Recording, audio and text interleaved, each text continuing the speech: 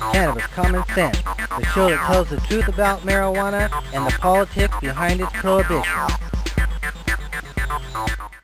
Hello and welcome to another exciting edition of Cannabis Common Sense. We have a historic show tonight. Our initiative that I actually started this television show over about 15 and a half years ago. The Oregon Cannabis Tax Act has qualified for early turn-in. Last Friday, a week ago today, we turned in, reached a total of 89,400 signatures.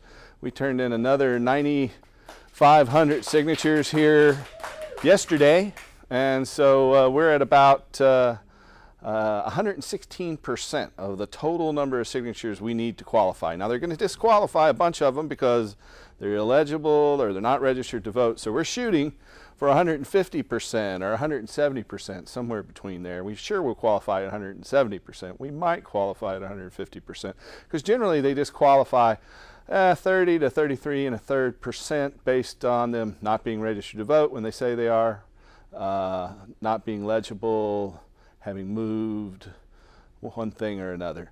So we are happy to make that announcement. And I understand another initiative for a constitutional amendment today turned in another little bunch of signatures that put them at about 102% of the total number of signatures that they need to qualify, which is a third more because they're a constitutional amendment. So we want to say congratulations to them, and congratulations to all our activists and patients who help fund this whole thing and help us move this thing toward the ballot. We're getting about 10,000 signatures a week. We are looking for more. We'd like to hire you. If you're looking for a job and you like to walk and talk a lot, give us a call at 503-235-4606. That's 503-235-4606. We are hiring petitioners. You start at $10 an hour. Some of our most productive petitioners who get 500 to 700 signatures a week, they make over $1,000 a week. So you too can make a lot of money over this temporary job up until July 6th. So if you're looking for a job or you know someone who's looking for a job, give us a call at 503-235-4606. We have an exciting guest here tonight, Mr. Jim Clark from Oregon Green Free. That's what I should say, right? And a candidate for State House, right? Right, District 1. District 1, State House down in Brookings. We also have John Cornett, who's going to do a little tribute song to a fallen relative, I believe. And so I'm going to just turn it over to you. First, we will bring out the infamous dancing cannabis leaves. I feel the force.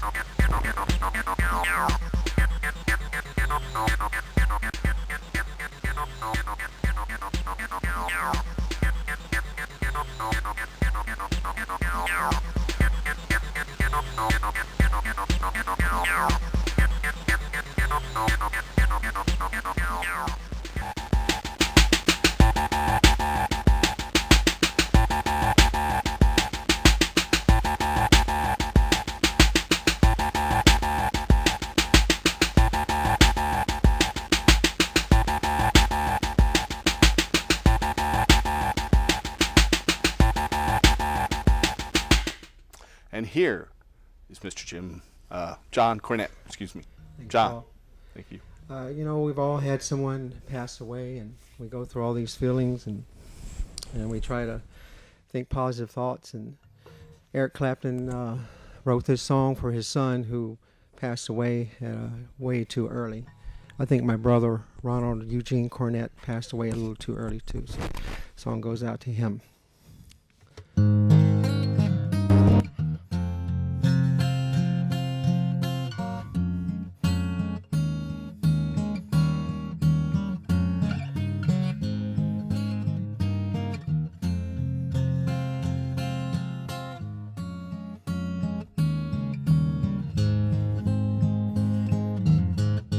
Would you know my name if I saw you in heaven? Would it be the same if I saw you in heaven? I must be strong and carry on, 'cause I know I don't belong here in heaven.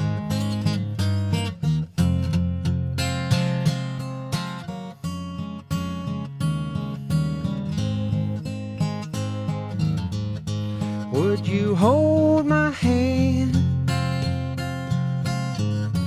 if I saw you in heaven? Would you help me stand if I saw you in heaven? I'll find my way through night and day, 'cause I know I just can't stay here in heaven.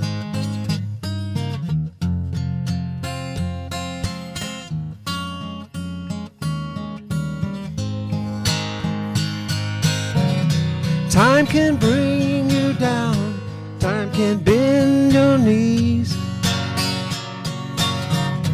time can break your heart, have you begging please, begging please. Beyond the door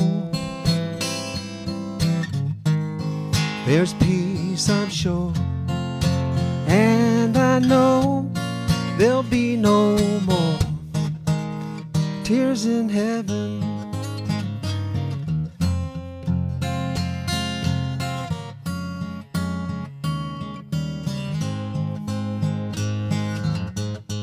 Would you know my name if I saw you in heaven? Would it be the same if I saw you in heaven? I must be strong and carry on, 'cause I know I don't belong here in heaven.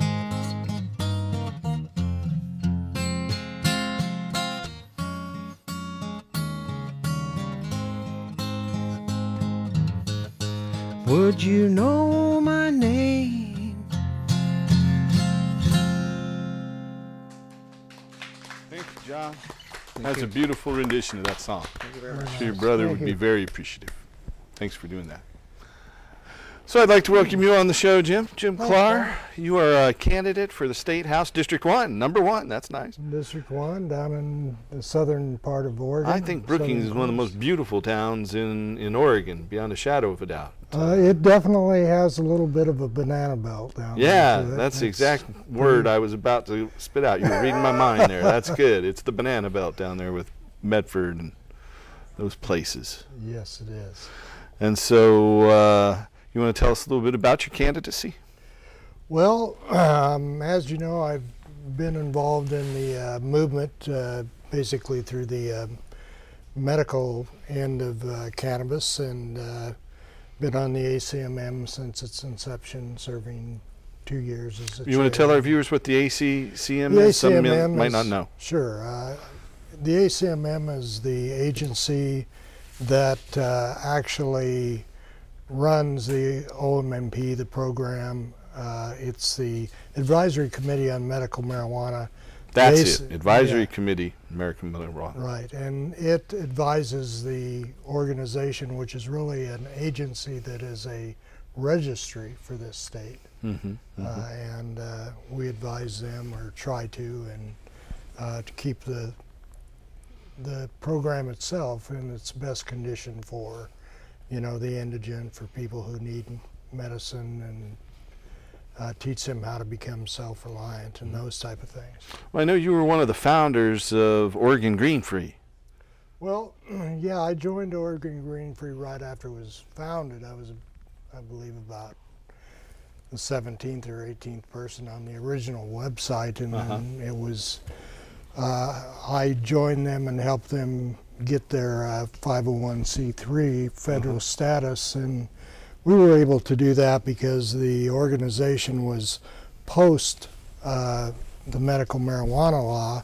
Yeah, I guess it's almost impossible for a medical marijuana group or any marijuana affiliate group to get that 501c3 status now. Yeah, I've heard of a couple that have tried and are being turned down, at least at this point. And but since we were post the law, we totally do everything within confines of the law, and we were able to get that, and it's been very helpful for teaching people and that type of thing, making them. I know it was the largest organization in the state. Is it still that well, in terms of a patient run organization? I know it was. I'm not sure whether it still is. Well, I don't know how, because we're the type of organization that's more like a school. In other words, you come to Oregon Green Free to learn to become self-reliant.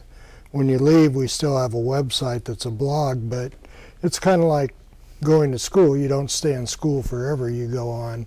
A lot of the people stick around, but we do have 14 chapters with a brand new chapter coming aboard from the Baker area. And so... And it's patients helping patients, right? That's what Oregon Green Free is. It's totally patients helping patients. Oregon Green Free has nothing to do with the actual distributing of medicine. Cannabis, we right. facilitate, within the law of the OMA, the ability for people with OMA cards to get together and follow the law the way it's supposed to be done. So, you know, we'll put together a group of card holders who patients are looking for growers are looking for patients, and give them the opportunity to hook up, give classes, teach people how to grow, and whatever services come along that fit within the program, we branch out into them.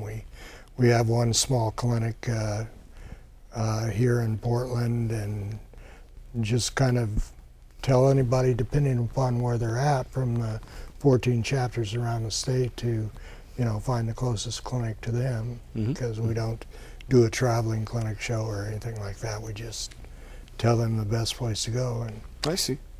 That's great. We have a phone caller standing by. As you may know, we do take viewer phone calls.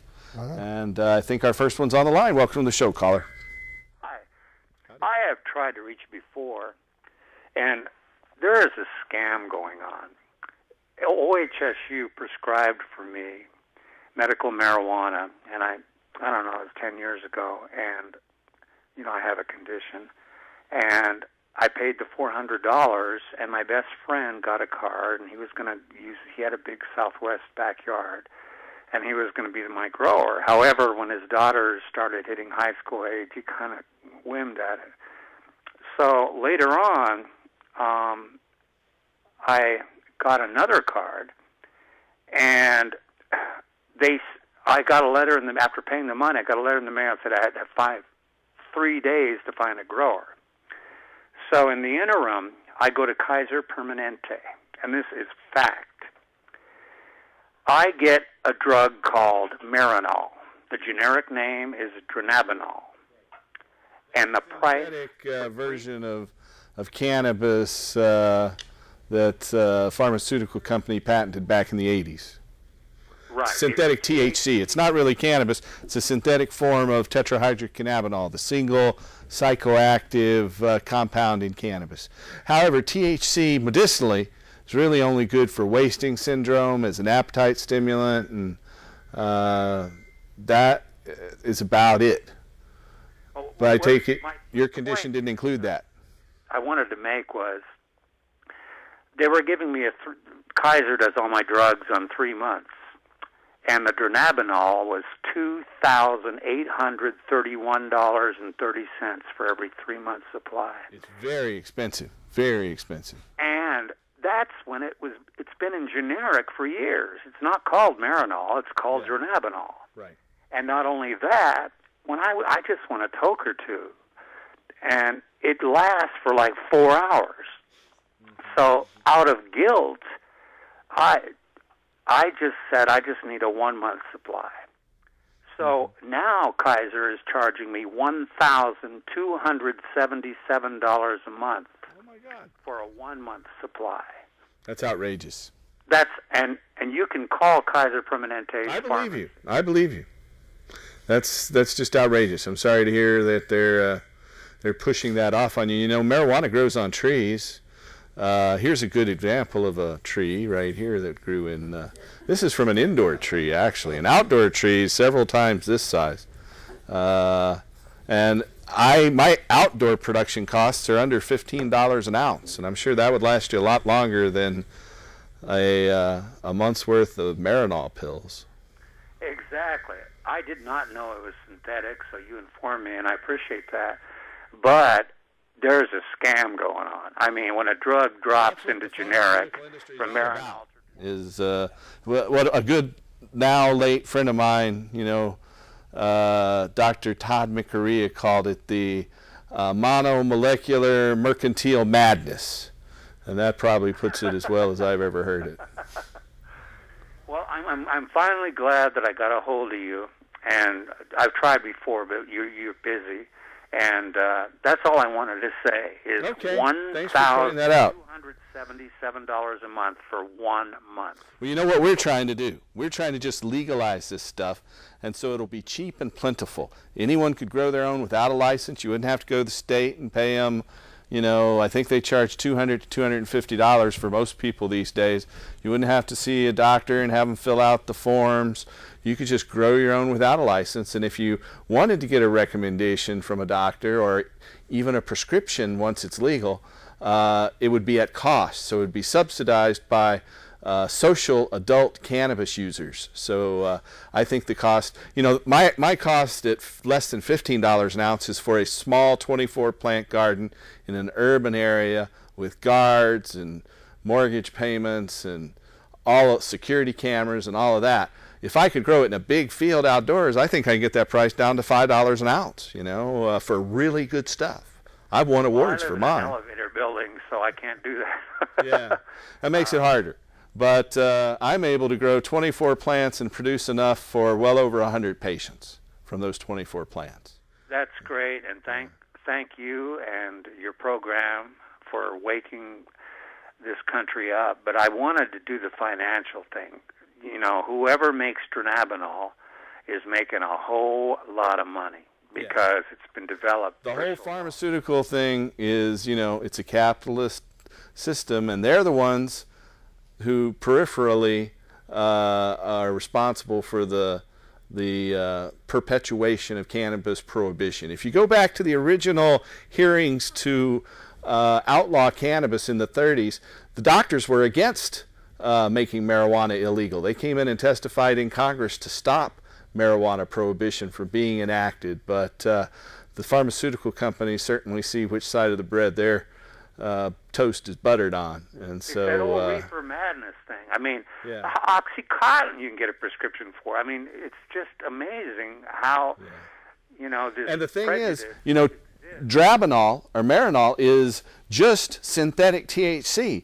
The most useful medicine in cannabis is CBD or cannabidiol, and cannabidiol helps with pain, spasms, seizures, and a lot of other gastrointestinal and neurodegenerative diseases, where THC isn't good for all of those different things. Then there are the terpenes. There's an entourage effect of all the cannabinoids and the different combinations of them that help many different conditions and help the whole body's endocrine system achieve homeostasis or balance. And so medical marijuana is more useful than THC and Drabinol, but the pharmaceutical companies are in a race for the gold to sell us, you know, on their monomolecular mercantile madness. They're in the race to platinum. Yeah. Thanks for your call. Thanks for pointing that out. We are taking viewers' phone calls tonight. If you have a question or comment for us, give us a call at 503-288-4448. That's 503-288-4448. And we have an audience member here. There's a studio audience. If you want to come down to our live show any Friday night, just come down to 2766 Northeast Martin Luther King Jr. Boulevard, Friday night at 8 o'clock. And you can be in our audience and talk to us and all of that. But go ahead, audience member. Yes, sir, Paul. I just wanted to expand a little bit or add to the discussion with the gentleman on the phone there. Please. I don't think it gets talked about enough that the human body has cannabinoid receptors. That's right. in it. And endogenous natural cannabinoids, And, direct analogs to THC and CBD. I think that's real important for the people who think it is such a devil weed, it's such a bad thing. You know, we should be ingesting this stuff from my account. It's beneficial in many ways. May I add to that? Please. One of the problems that we really have with the pharmaceutical companies is the entire scheduling system, which is made to schedule drugs one way and herbs the other. And It was all done by Congress back in 1972. That's right. And so when you start off on a foundation built in a lie, it's very difficult to get to the truth. The synthesized part of Marinol is really bad because whatever it is they synthesized out of the cannabis was what a lot of people just consider the stupefiers. That's why Marinol is something that if you take it, it also makes you, unable to focus and work properly and trying to do other CBD things. actually counteracts some of the stupefying effects of THC. Right. I just returned from the Patients Out of Time conference in Tucson, and the last day of that conference they were talking about really the need for the entire scheduling and reclassification system needs to be redone because they're not even scheduling drugs properly. It's based on pseudoscience. And so much of America's drug policy is based on pseudoscience and rumor and reefer madness and, just a total lack and disregard for science and knowledge. It's all based on fear and hyperbole. It is based on fear, and it's also based on the control of people wanting to make the money off of it. Yeah. As you're saying, how cheap it is to really grow outside it is so much cheaper that it's not funny. And there's also other ways that cannabis could be got to the public very freely because there's a lot of people who do give away what they can, and there's also stuff that It's a whole new paradigm. Right. And lots of fun. I know it's very therapeutic just to grow it because I'm on the transplant list at OHSU and I can't use it. It'll be 9 years. So you're on a transplant list for kidney or liver? For a liver. Uh-huh. Since I was evaluated and taken in, I had to quit using. They won't let you, or they'll take you off the transplant list, which is akin to a death sentence. They won't even let me. One of the things that a person needs is to really keep their protein up when they're sick. The best protein that you can get is from hemp seed protein. Yeah. Because your body has the capability of metabolizing it much better than the whey or the soy. You actually can metabolize 80%. It has the 8 amino acids and exactly the balance we need for human nutrition. It's strange that the flowers have these neurotransmitters that cause people to be happy and cure diseases, and the seeds inside those flowers have this protein and oil that's incredibly healthy and good for fuel and our health. And so I think when marijuana is legalized and hemp is allowed to return to its rightful place in our economy, that hemp seed will be the most valuable part of the cannabis crop. I think the hemp seed oil will make food and fuel, and the residual protein will help wipe out world hunger. I believe that there's so many ancillary parts of what I call the 4 faces of cannabis, which is, first one's industrial, which is a lot of the stuff you just spoke about. The second is medicinal.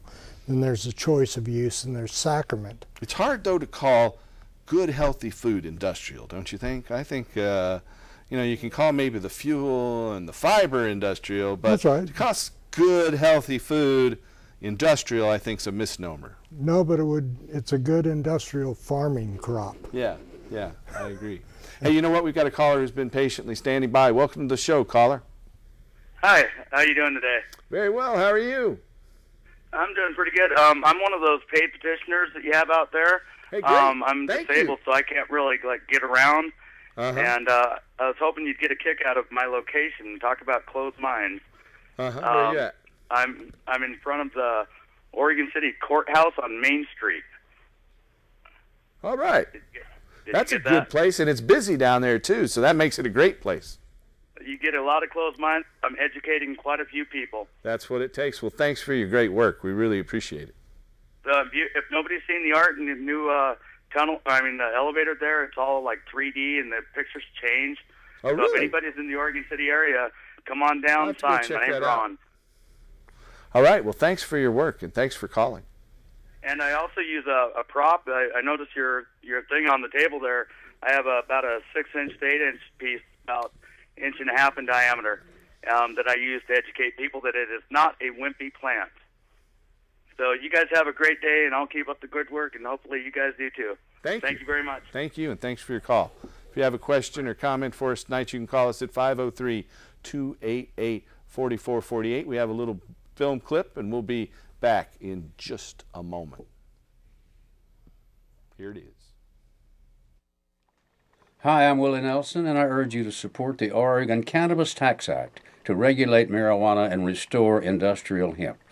This initiative will end adult marijuana prohibition and let our criminal justice officers focus limited resources on real criminals and not on marijuana users like me.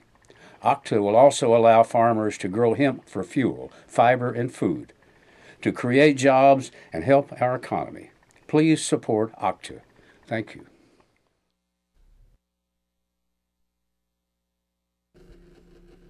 Thank you, Willie. That was great. I'm proud to count him as among my friends. I got you into a show in Bend a few years back, and in the backstage area. We got to stand on the side of the show there at the Les Schwab Amphitheater. What year was that? That was like 2009 or something? Yeah, something like that. That was a great show. Willie was great. I believe it was his sister was there playing She piano. always plays piano. Bobby's actually 2 years older than Willie. She's 81, and Willie just turned 79.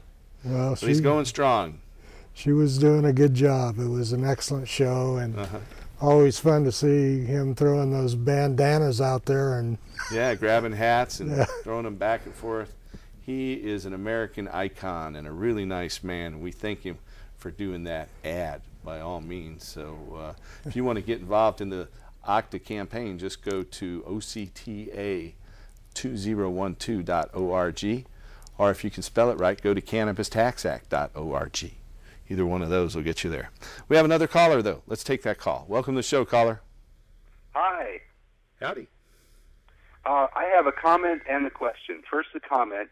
I believe that once we do have the ability to grow large amounts of legal cannabis, that when we start pressing oil from active cannabis instead of just from hemp, that we're going to see medicines that we haven't even thought of yet. You're exactly right. Just juicing cannabis, the buds themselves and the leaves, each of those will provide a really healthy alternative. You know, we've just begun to scratch the surface. I really believe we're going to create an economic boom and put Oregon on the cutting edge of exciting, new, sustainable, and environmentally sound industries and create tens of thousands of jobs, maybe hundreds of thousands of jobs all across Oregon, and make Oregon what California is to the wine industry, or something like that. Exactly. And my question is for Mr. Clark. If you're elected, what are you going to do to combat the lies that are currently being told by law enforcement in your area? Well, I believe that the main issue really is educating everybody. I was involved in what was called the LAC, which was a group of people put together which included law enforcement and the Attorney General's office by Senator Morissette, and it was kind of the very early precursor of putting together Senate Bill 1085. The idea was to get law enforcement and the activists and people behind cannabis to meet and speak, and there was even offers made there to, help train, or if they wanted to help train, LEO and cannabis. Yeah, because it was obvious that either they didn't want it or they would rather go, like most of them do now, to Canada. In a couple of occasions I've been an expert witness in cases where when law enforcement's expert witness comes in, they talk about their extra training. They always talk about going to some camp in Canada to study whatever they're teaching them up there, and it's pretty much, you know, a waste of time for them to be doing what they're doing. Like Willie just said in that commercial, you know, they've got limited resources as it is. They need to be spending them so we don't have things like cold case files. So how do you get them to change the laws? I don't think you can get, or their lies. You've got to educate, and everybody has to start learning that from an educational point. Because otherwise you're saying, hey, you're stupid, you don't know what you're talking about. I don't believe that anybody's that stupid. I just believe that they have a different... misinformed. Yeah, and they have a different point of view. And the only way to change a point of view is to learn the real part of the educational process that's the truth. And that's really what needs to be done when it comes to that, is that they need to learn more about it. And quite frankly, when the Dutch came over from the Dutch Health Ministry, and I was fortunate enough to meet those people, I learned that the Dutch have a Ministry of Justice and a Ministry of Health. And neither one of them get involved in the other's issues when it comes to passing laws. The Ministry of Health passes its laws. The Ministry of Justice then, you know, works to do what they're supposed to do, which is... Yeah, the politicalization of law enforcement has been a sad byproduct of the drug war. We've seen, especially with the advent of the forfeiture laws, which didn't exist until Ronald Reagan was president. That's right. Those forfeiture laws have just multiplied and led to further corruption. Drug laws, by their very nature, breed corruption in law enforcement, but the forfeiture laws amplified and multiplied that. Right, and there's just too many people, particularly in this state, that are in prison that we're taking care of at a $60,000 plus a year that should be home taking care of their kids. I just noticed recently in an article I read that the highest growing rate of people in prison in Oregon now are young mothers with children because of That's sad. Yeah, writing checks and stuff like that.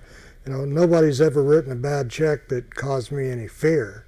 You know, so I certainly don't have to fear them so bad that they need to be put in jail. They need to be home taking care of their children. Yeah, good point. We have we stream live on the internet all around the world, and we have a question that's obviously from Oregon here. I want to just let you take a shot at this. We stream on Ustream.tv, cannabis-common-sense.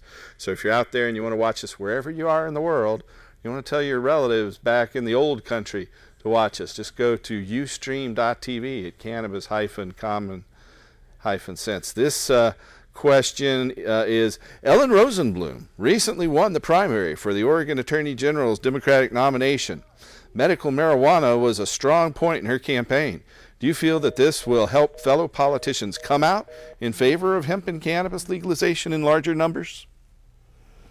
I think it should. I've always felt, and I've said this, of course I'm a member of the Democratic Party. And so you just won the Democratic nomination for the first seat, is that right? Right.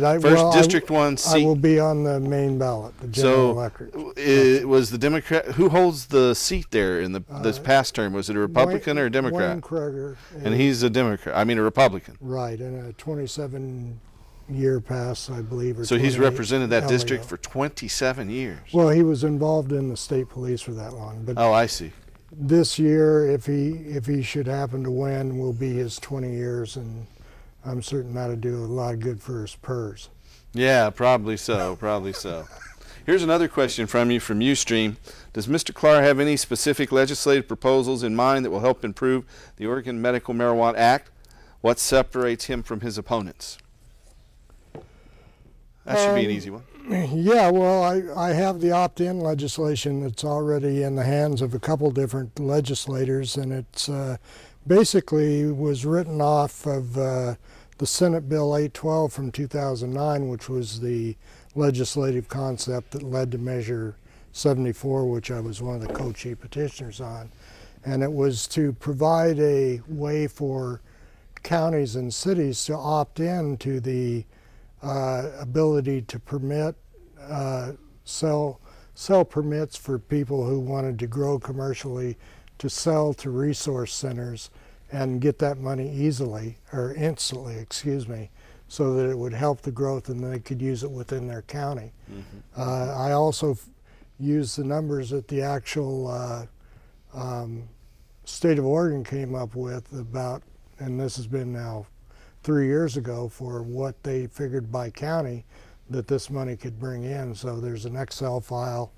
If you want it, you can go to madfingers88@yahoo.com, and I can send you that with an active Excel file. The other thing that sets me apart is that I'm more into education from the standpoint of teaching children things like music at an early age, because it's already been proven that a kid that gets into music when he's about 5 years old or her, their math scores by the time they graduate are 20% higher than anybody else. I had my kids take music. Their grandparents, my wife's grandparents, actually my children's great-grandparents, gave us a piano, so they were happy to take it for a couple of years, and I did notice an improvement in their math scores while they were studying piano. After a few years, though, they got a little lazy, but that's another story. Hey, you know what? We have another caller, though. Let's go ahead and let this caller in here. Welcome to the show, caller. Hello, gentlemen. How are you folks doing tonight? Very well. How are you? Excellent. I'm doing good. I have a question for you. The situation is, my wife works in a county position, and at in a this what position? time, in a county position. An She works accounting for the court. position. Okay. Yes. So at this time, we do not feel comfortable enough to go get a card, even though I have two friends of mine that are dying, and so like I take care of them because I'm a good person. Yeah. But like I can't go get a card because my wife will lose her job, and like we'll never have a county Well, let me position first again tell if you. we do. Let me first just tell you real quick that the medical marijuana registry is completely private. No one will know you're on it unless you tell someone that tells someone else that tells someone else. Of course, that inevitably happens. But it's completely private and protected. You know, one time back in 2007, I got a subpoena for 17 patient records from the federal grand jury. We went to court, and the ACLU came on board, and we quashed that subpoena. The Supreme Court, the chief judge for that federal district wrote, quote, THCF medical clinics, doctors represent the implementation of the Medical Marijuana Act in Oregon, and therefore their records are protected from inquiry from the federal government, and the judge ordered that motion quashed. You can go to our medical clinic website at thc-foundation.org and read that whole ruling. It's a pretty short, sweet, 7-page ruling, but it's completely private. The list of patients and the information about patients is protected, and its privacy is protected. And through our clinics, we protect patients' privacy as well. So we would never tell anyone where you have a medical permit unless you give us both. My concern is more if the law came into the house for whatever reason, the dog barking at late at night or something, and then her being associated with the whole thing. Yeah, like my the fear is overwhelming in this day and age, especially when people can lose their entire livelihood. And I don't want to fault you for feeling that way, but I just want you to know that the list is private. That doesn't mean that secrets don't get out, because they often do. Right. Well, thank you very much for answering. Shout out to one of the people that works for you, Jim Johnson. He's awesome. Oh yeah, he's been making phone calls for us, and that's right. He's a good guy. Tell him Thank DJ Far Out said what's up. All right. Thanks for your call. All right. Thank you. You guys have a good weekend. You too. We have a little film clip we're going to roll here, and we'll be back in just a few more minutes to take more questions and phone calls in our closing 15 to 19 minutes.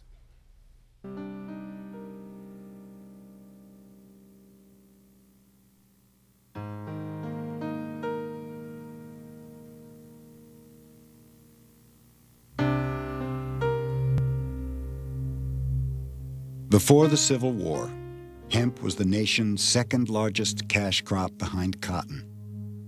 But while cotton could be processed by machine, slaves were the only cost-effective way to separate the tough hemp fiber from the pulpy core that was used to make paper. When slavery ended after the war, the hemp industry went into decline. The death knell was sounded in the late 1800s when paper makers converted to tree-based pulp.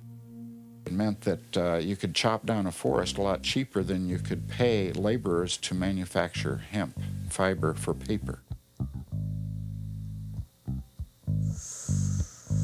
Jack hangs his conspiracy angle on events that happened simultaneously with marijuana prohibition.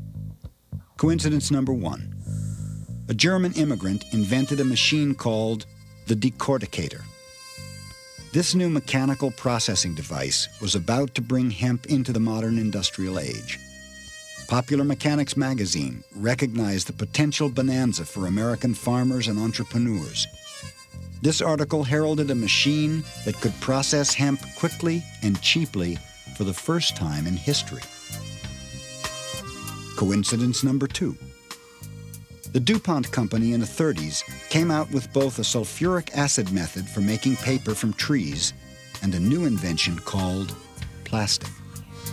Jack's book points out that a hemp resurgence would certainly have been a serious threat to DuPont's petrochemical strategies. And finally, there's millionaire financier Andrew Mellon. Mellon was Anslinger's boss, Harry's wife's uncle, and DuPont's banker. Coincidences number 3, 4, and 5. Don't smoke all of my grass.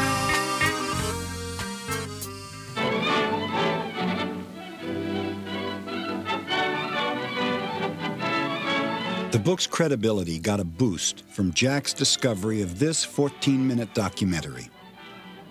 Supposedly made by the U.S. government 5 years after the Marijuana Tax Act. Its purpose was to encourage farmers to grow outlawed hemp during World War II. Long ago, when these ancient Grecian temples were new, hemp was already old in the service of mankind. For thousands of years even then, this plant had been grown for cordage and coarse cloth in China and elsewhere in the East.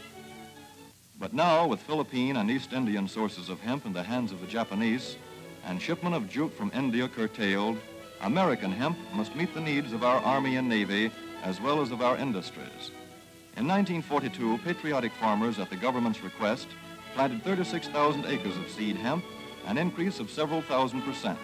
The goal for 1943 is 50,000 acres of seed hemp. For to grow hemp legally, you must have a federal registration and tax stamp. This is provided for in your contract. Ask your AAA committeeman or your county agent about it. Don't forget.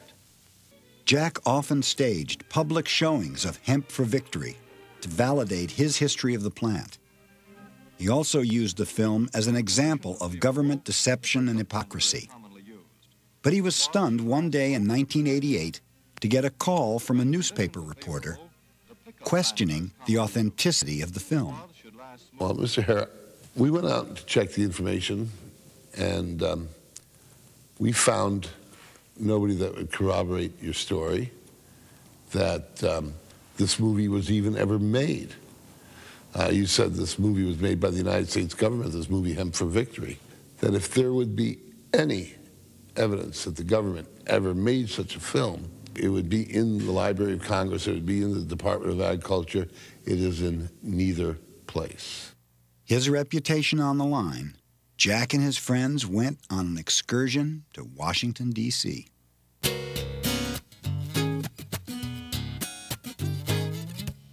We were just determined to find the documentation that made it a credible government movie made by the U.S. government and not made by Jack.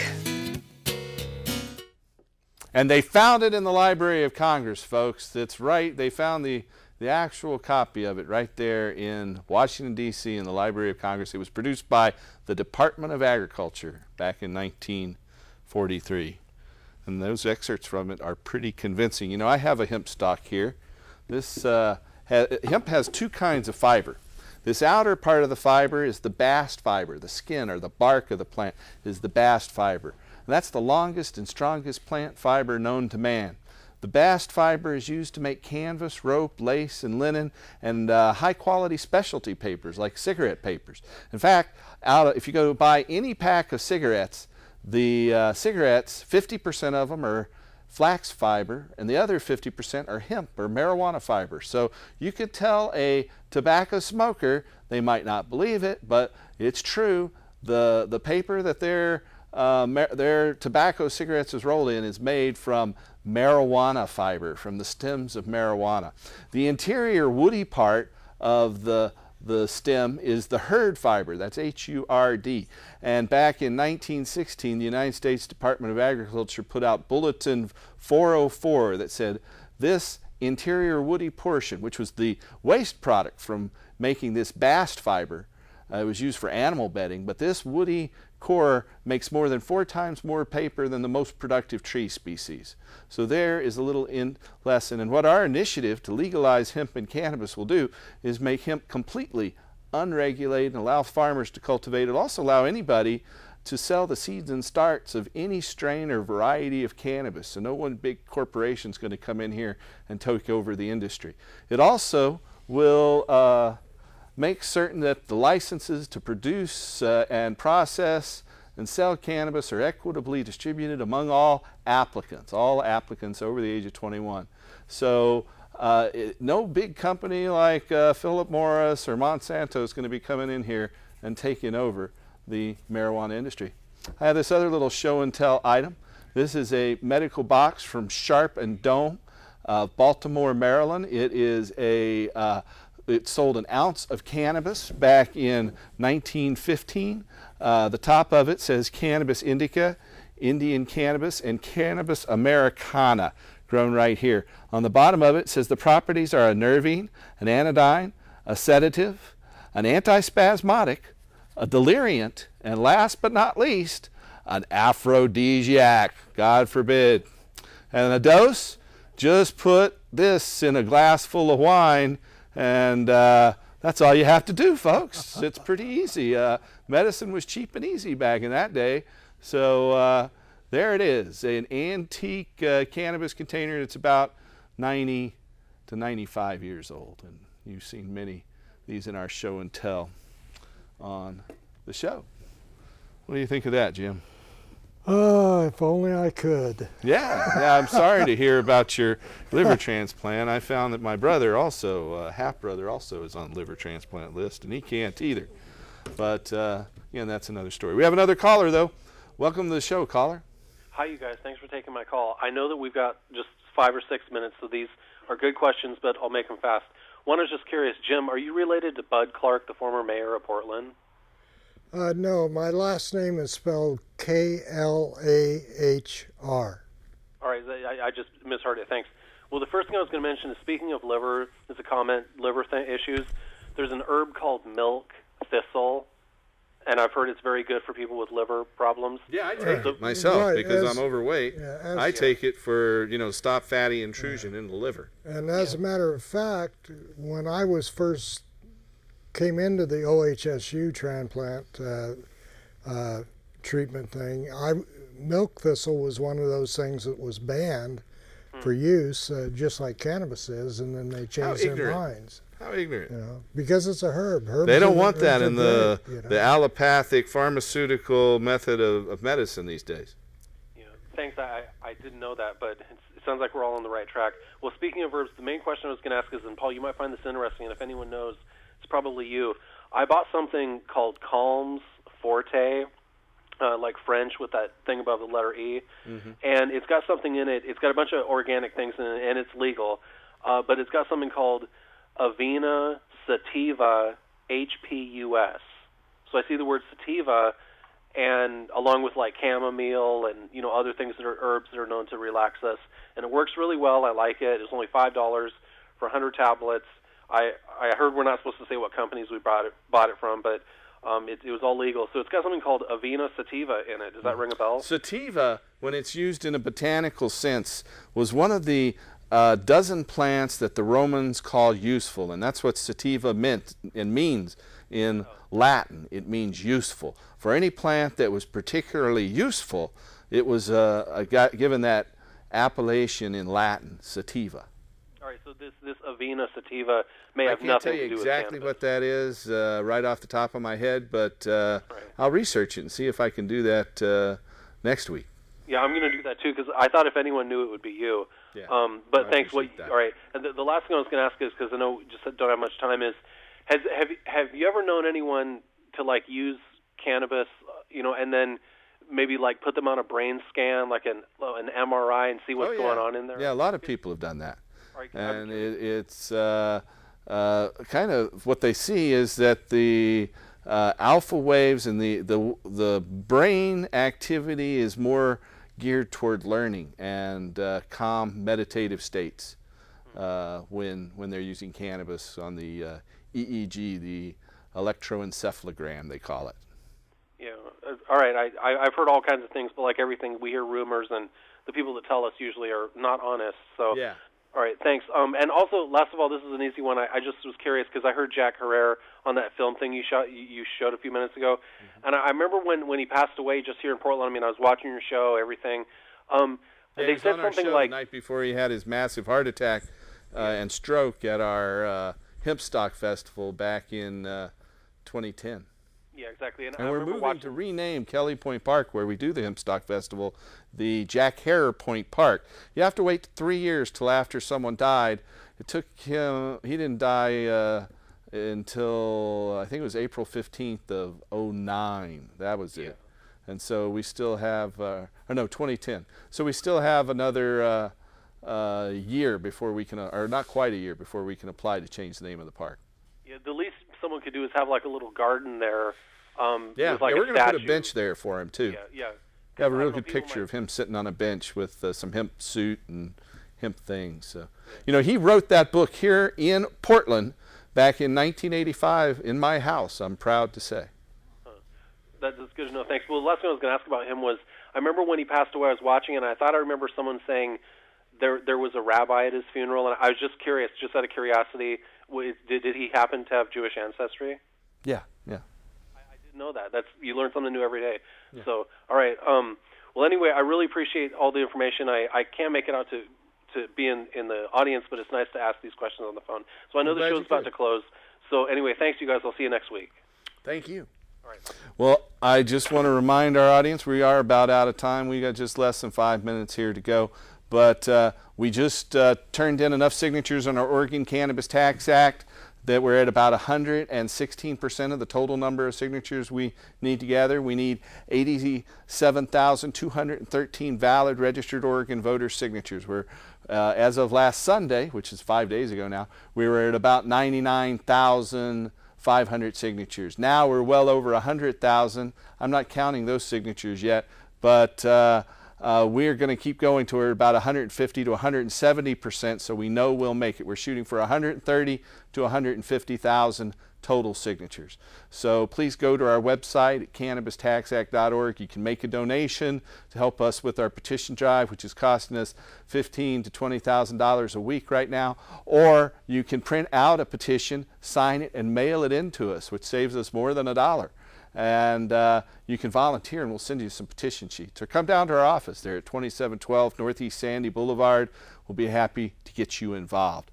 Also, if you are a loved one or looking for help finding a doctor who can help you get a medical marijuana permit, we have clinics all over the United States and doctors who are willing to help qualified patients get their medical marijuana permit. If you have any of those conditions, or you or a loved one do, that can't find a doctor to help you or don't want to see that in your permanent medical record for any reason, give us a call. Our toll-free number is 1-800-723-0188.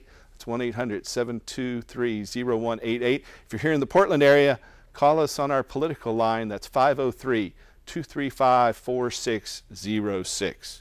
Jim, you want to talk a little bit in the closing minutes here about your campaign? Sure. It's how can people find out more about what you're doing? Well, I have a website set up now that is Jim Klar, that's JIMKLAHR, the number 4, rep, rep.com. That's my campaign So site. Jim Klar, KLAHR 4 rep. rep.com. Right. That's the campaign for right now. I'm going to be beefing that up now that the primaries are over. It looks like it should be a very interesting And race. you won the Democratic nomination. I want to congratulate you on that. Yeah, well, and you thanks know, for coming on the show. It's I really- also wanted to say thanks to both I-9 and I-24 because I know how much they're all really needed. I do think it makes a big difference that Ellen got Yeah, put I think in so as too. a She'll be Democrat. defending these things should we win the election. So I'm excited about that. And one other piece of news, of course, is that before Ellen takes over, and as of a couple weeks ago, the membership of the ACMM had sent a letter to the existing AG and stating that we think that it's a conflict of interest for the Attorney General's office to be overseeing the medical marijuana program anyhow. And All right. we should have Well, I want to thank you independent again. call. We're about out of time, but I want to thank our viewers. Go to our website, find out about the Cannabis Tax Act, and tune in next week. Help us restore hemp. Good night. Mr. John Cornette. Take it away, John.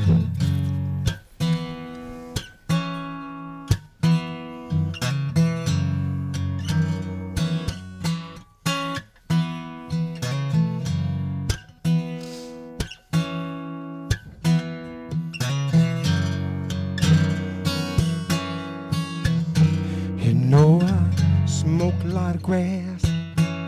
Oh Lord, I pop a lot of pills. But I've never touched nothing that my spirits could kill. You know I've seen a lot of people walk around with tombstones in their eyes.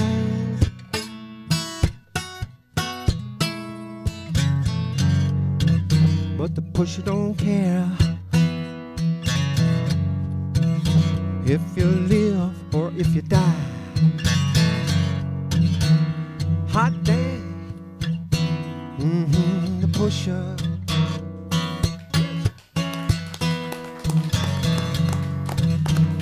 Hot damn, the pushman.